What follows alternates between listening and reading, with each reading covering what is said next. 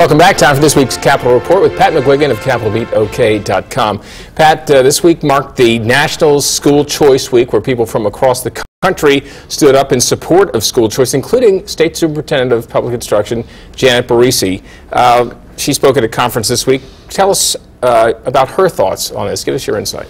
It was in the Blue Room, and there's been a number of things building up to the session supporting school choice, and this was one of them.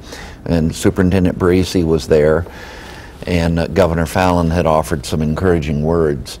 The Oklahoma Council of Public Affairs unveiled a very interesting poll at this press event, and Barresi offered her personal reflections. And of course, whatever you think about Janet Barresi, she deserves credit going all the way back to the late 90s as a very engaged parent and school patron when she founded the first two of the first cluster of charter schools in Oklahoma City, both of which have gone on to great success.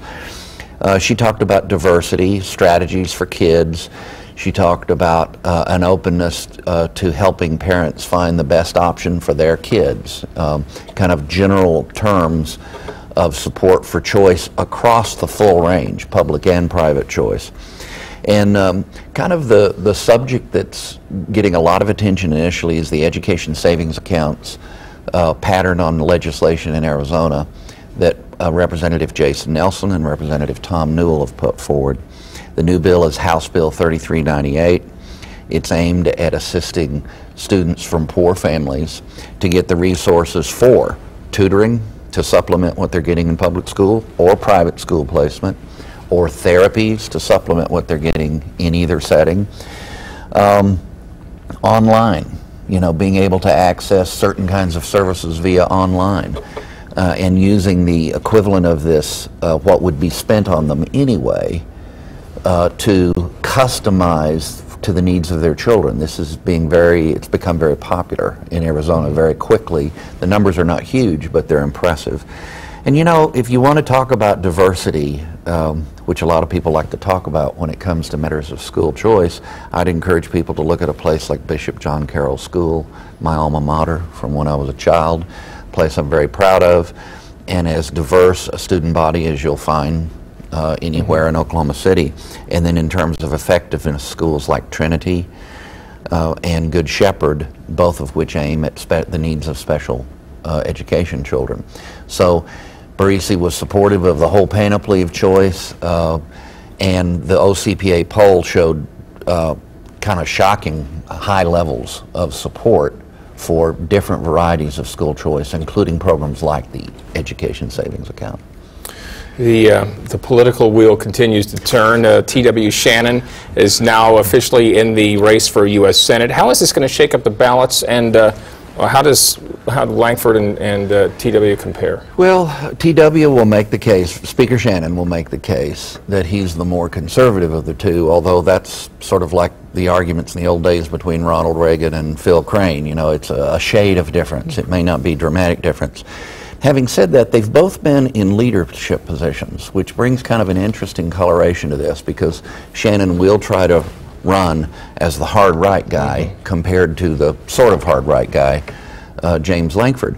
Lankford's been in a position of acting as what's called a whip, or an assistant to the leader of his party in Congress, to try to get members to vote for a certain position in order to strengthen the leader's hand. Well, T.W. Shannon's done that. A good example would be when the House accepted that bill that came back over from the Senate that mixed the tax cut with the capital improvements, which was ultimate. And a lot of people knew it was a bad idea, including Gus Blackwell, a loyal, Republican soldier but a strong conservative. He knew that was a bad thing, and he said so on the floor, and so did other Republicans. Nonetheless, they passed it. So leadership, I think, may wind up being the issue between these two guys. Style of leadership. Right. Yeah. Okay. Well, we'll be watching that, obviously. 8 months since the May 20th tornadoes, the city of Moore is still seeing an outpouring of support, really from people and organizations across the country. Tell us about the program Bridges.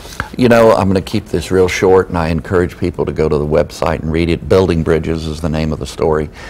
Muslim kids and Jewish kids, and I say kids, college-age youth from back east came, sponsored by the Jewish disaster relief committee. And there's a subset of that group called Bridges that specifically brings together Muslims and Jews for a week every year to find a place to help. And that's what they just did in Oklahoma City. And they had the support of Edie Rudman from the Jewish Federation, Susan Robertson from the Oklahoma-Israel Exchange, and Muslim leader Adam Sultani, and my friend Saad Mohammed. This was pretty impressive. The kids encountered all of those individuals in the course of their time in Oklahoma City. All right, well, you can read more about that and other topics at capitalbeatok.com. For Pat McGuigan, I'm Alex Cameron. Have a good day.